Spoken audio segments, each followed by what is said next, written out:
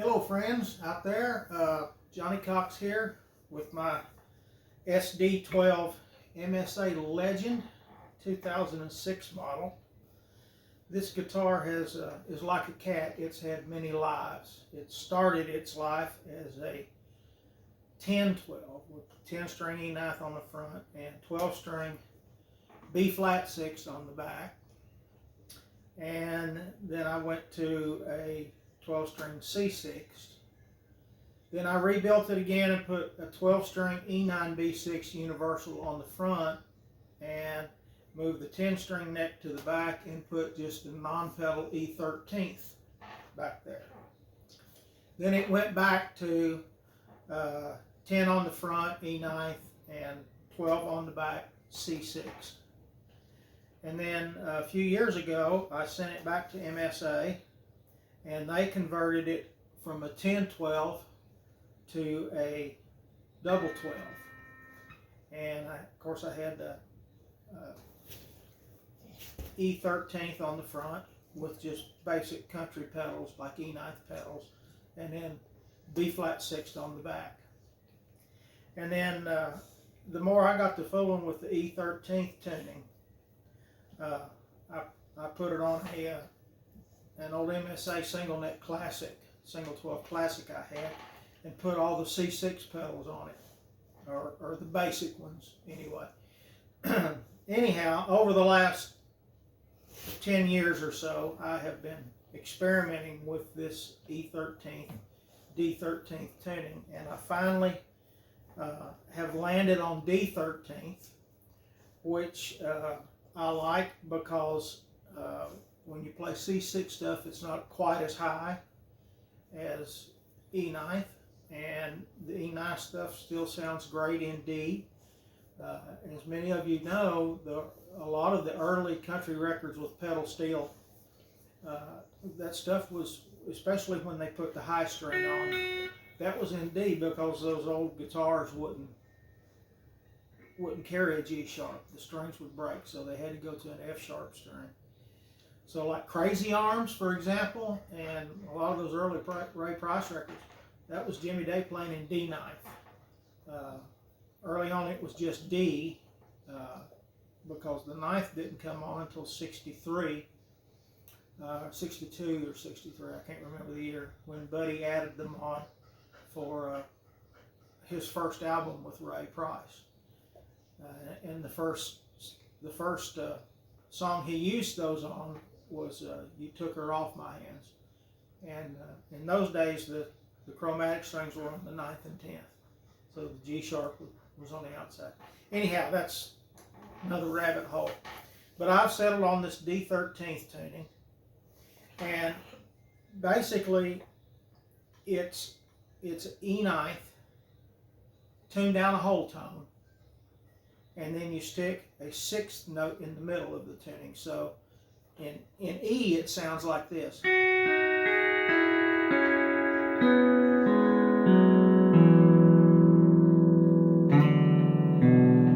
then an E on the bottom. So then I decided to tune it down to D. And so it's just like E9th with the 6th note and the extra E on the bottom, tuned down to D.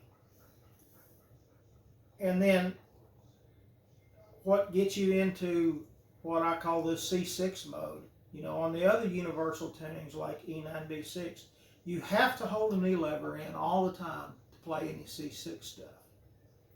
With this tuning, the only time you have to move an E lever in is when you want to play in these last 4 strings in a C6 mode. And for now, we're going to talk in terms of E9th, just so you'll understand. So you lower your D string to C sharp, your B string to A, and then you've got your E string. So it's like the low end of C6, like. And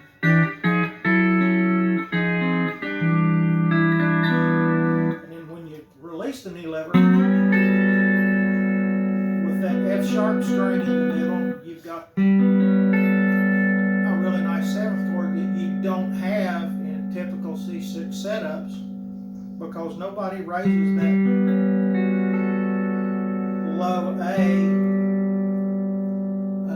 a half tone by itself.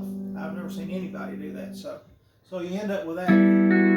So when you're playing E9th, I play Jimmy Day's setup, you know, as far as the floor pedals. So it's just CBA.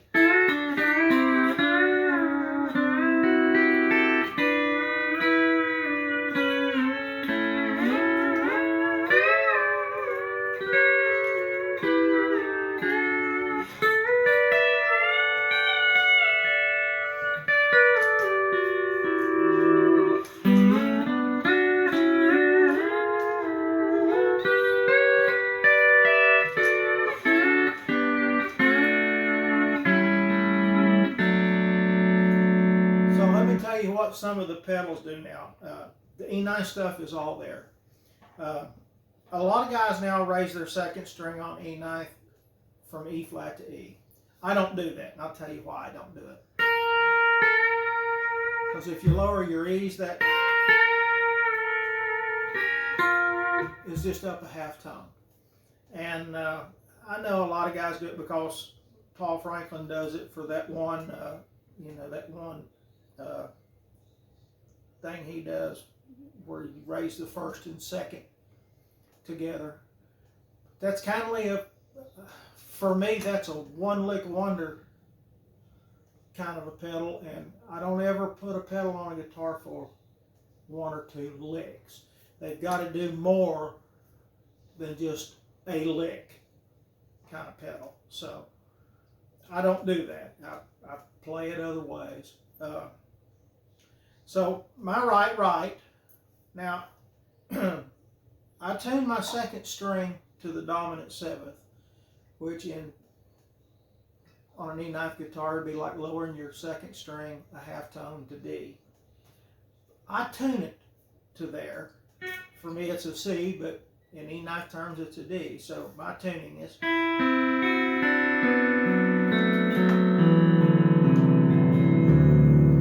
because I use that string as much in D, as a D string, as I do an E flat. Still talking in E9 terms. And then I raise it on the right back up to the major seventh. On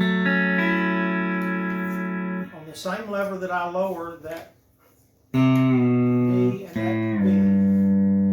And the reason I do that mainly is because when I've got that,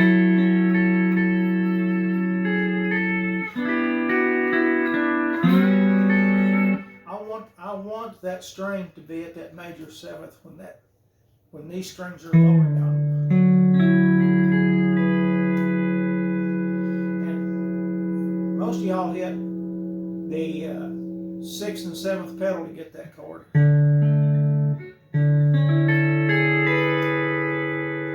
And all I'm doing is hitting the right. And also, another reason I like it like that is, that all that Weldon Myrick stuff.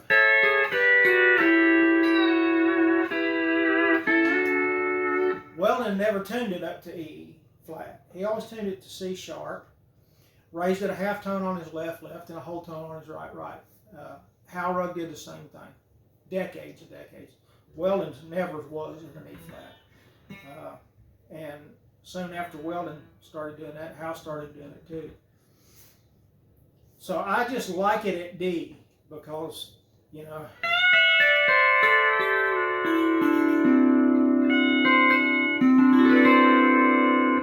it's a good seventh all the way across.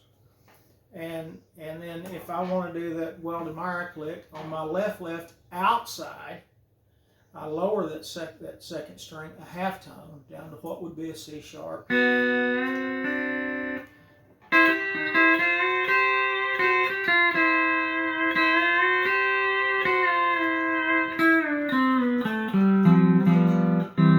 So that way I don't have to worry about a half stop or field stop. I don't have to worry about when I release the raise to another raise like Weldon did. Sometimes it didn't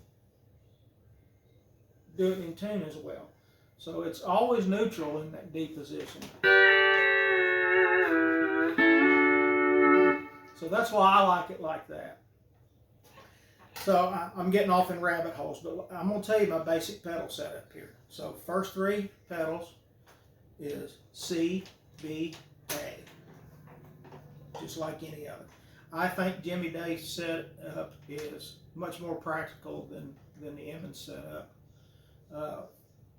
When they split that Bud Isaac's pedal up, one guy split it one way and the other guy split it the other way. And my heroes, all my heroes, with the exception of Emmons and Charlton, played day setup. Hal Rowe, Weldon Myrick, Curly Chalker, John Huey.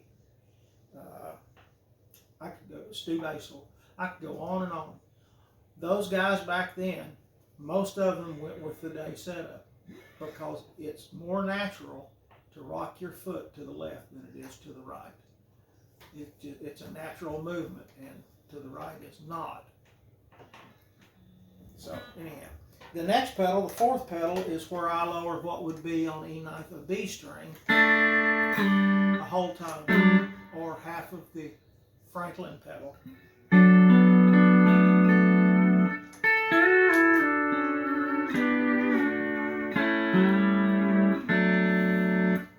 Now, if you're a C6 player, you also know that Paul Franklin lowers his 5th string, his G, a whole tone to F. Well, it's the same thing. It's the same pedal.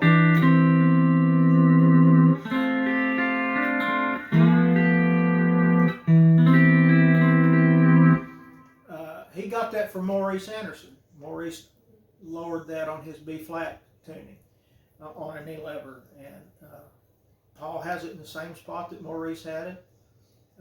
On my double neck guitars, I always had it in the same spot, but I put it on the floor here because I wanted to leave my E's to F on that left knee right. And then also with that pedal, with lowering that string, I also raised the 10th a whole tone. So it's got these nice minors up.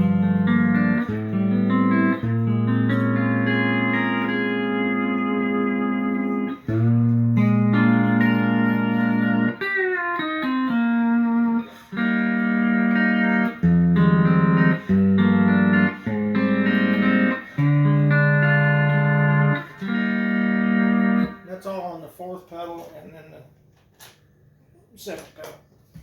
On the next pedal, the 5th pedal, that would be what most guys have on their 8th pedal on their double necks, you know, the boo-wah pedal as we call it. I've always had it, except for on my Show Bud Permanent, because when they put it together, they didn't put it together that way, and so I just left it. But I've always had it on the 5th pedal. I got it from Curly Chalker and Jimmy Day. All you guys that have that, raise that. Well, since I have that 2 note in the middle of that chord, I lower the string above it a half tone to get that note. That's so that I can also get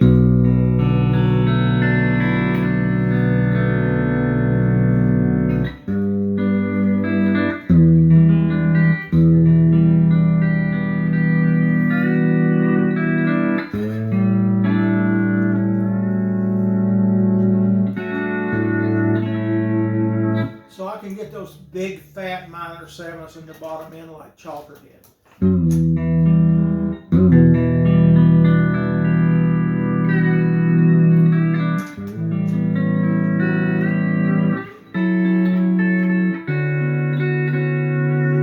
So that's the Baroom pedal, or the boo-wah pedal, or the hold it pedal, or whatever. It's on my 5th pedal because I use it for just, I just use it for a major chord right here.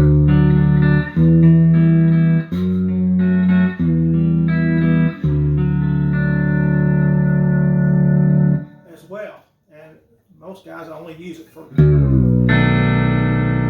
so I use it for a lot of other things.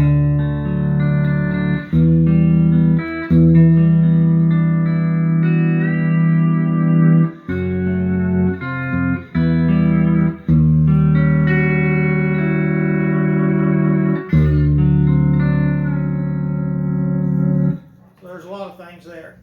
Next pedal is what is typically your fifth pedal on your C6. It's just a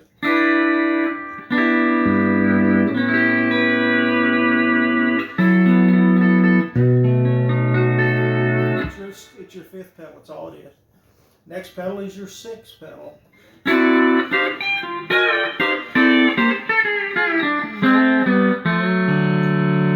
then the next pedal is your seventh pedal. It's my eighth pedal. It's not a pedal that's really necessary on this tuning for this reason. That's with the pedal. It's without the pedal, with the right knee right in. I use it sometimes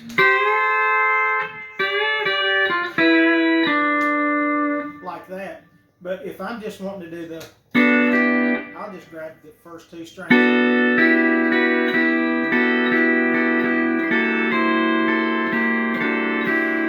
So it's not an absolute necessity. If you want to do a 7-pedal version of this tuning, you just leave that off. I had it off for a long time, a very long time. I just put it back on, as a matter of fact.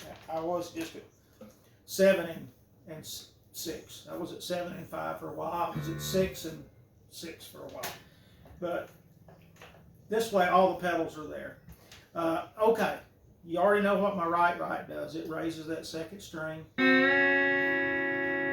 back up to E flat or D flat in my case, and then lowers the 10th, a half, 11th, a whole.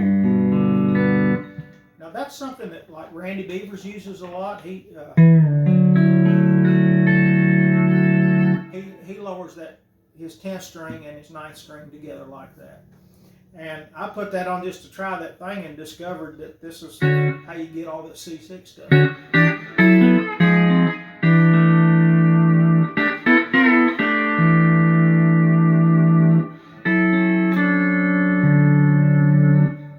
And then my right knee left raises the first string of whole tone just like most of you do.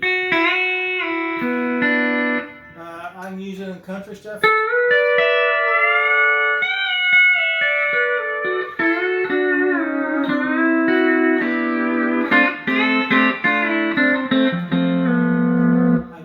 Swing, jazzy stuff. Maurice Anderson did it by lowering the third note of the chord a whole tone. But it's the same thing if you raise that one.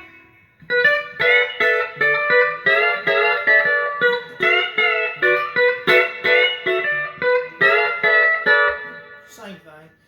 And then on my on that same knee lever, I also raised the what would be the F sharp, the low F sharp, a half tone. A lot of you guys do the 6th string lower with a split. I didn't want that to get in the way of this. Because when I raise that first one, I don't want that 6th, there's this, you know, that other G sharp to lower. So I just.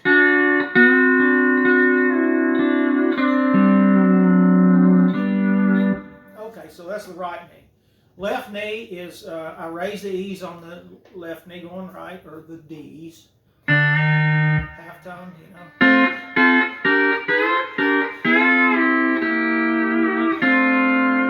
And then on my vertical lever is a knee lever that I cannot do without on C6, nor this tuning. And it's basically what Curly's 2 verticals were. He always had these 2 vertical knee levers on his guitars that were, for years, a big, deep, dark secret. Curly's tuning didn't start with a G or a D. It started with an E.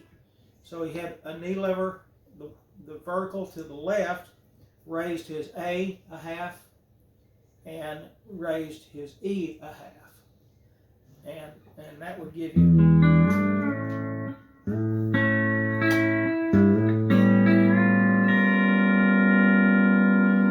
Okay, this the one that would raise it a half would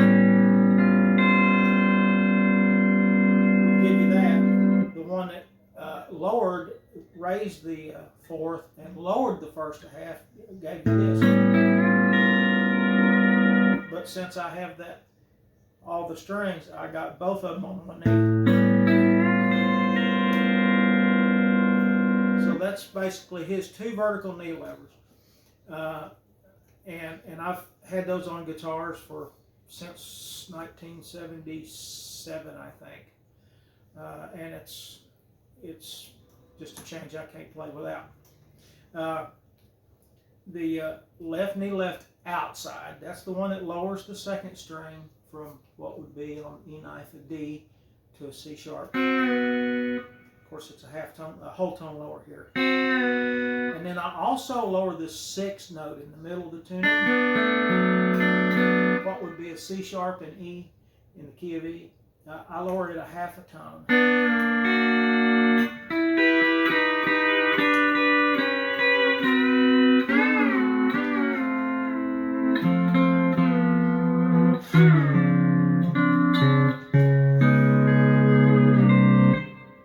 Pardon me for making mistakes. I haven't played since I played my old show buddy at my birthday party back in May, but other than that, I haven't played at all since March, and I haven't played this guitar since February. So I just got it back together the day before yesterday. So I'm still, trying to get used to playing again. So that's my left outside. My left inside is the equivalent of lowering my E's, in my case lowering my D's, both of them. But sometimes you don't, when you're playing C6 kind of stuff, you don't want that low string lowered. Well, how did he do that? Well, it's easy. You set that knee lever up just like all the manufacturers set up what's usually everybody's right, lowering the 2nd and the 9th together. You set that up the same way, so that you lower that 4th string, and when you feel the half stop, you're already at the D flat note before the other D flat note starts moving. And then you go on, and then you got it there. So you've got a feel stop.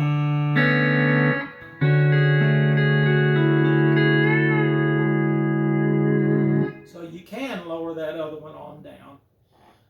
And how I do it is I set it up just exactly like they would the 2nd and 9th string. The only difference is I use my split tuning screw on the 4th string to keep it from going the whole tone like your 2nd string would. So even when you go further, it doesn't move any further. And then you tune new strings. And then you tune the other D the same way you would your 9th string on your E9th. You tune the feel stop with the red nylon tuner, and then you tune the actual lower with the split screw up here.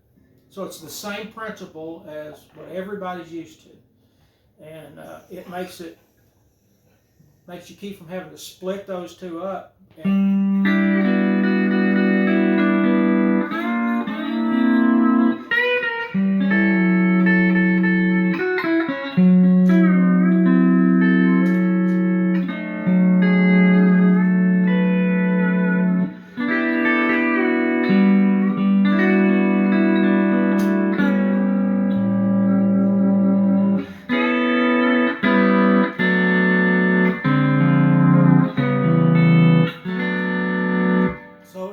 It literally is everything I had on.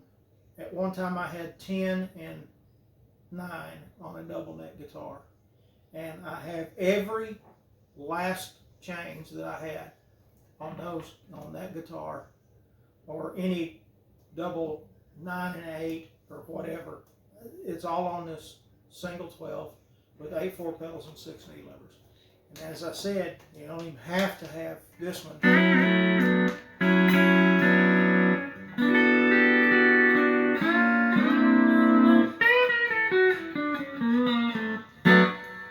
And what led me to this really was Tom Morell's tuning. his E13th. When I first met Tom back in 2000, he showed me what his non-pedal tuning was, and I went back home and I had Curly Chalker's old MCI at the time, and I put it on the back neck. And I was playing, that's when we started the Time Jumpers, the year after we started Time Jumpers. So I was playing that, tuning for most of the Western Swing stuff, but I still had ABC pedals on it and lower knees and stuff. And that's eventually led me, you know, later on I went to a triple neck guitar with E13th, E9th, and C6. And the last 10, 15 years I've been saying there's a way to get all this in one neck. So I literally have what I had on my triple neck guitar. And it had 9 pedals and 9 knee levers. And it's literally every bit of it is right here on 12 strings with 8 and 6. It's all here. And it's much lighter. I would like it if this were a true SD12. An MSA SD12 is the same body width as a D10. It's just the back part of it is not as wide. I would like that a little better, but having 2 lefts, I don't like a single neck body that much. I like the D10 body. But if anybody's got any questions, I hope you enjoyed me explaining some of this, and if there's something that you don't understand, feel free to PM me and I'll answer best I can. But as you can see, everything is here.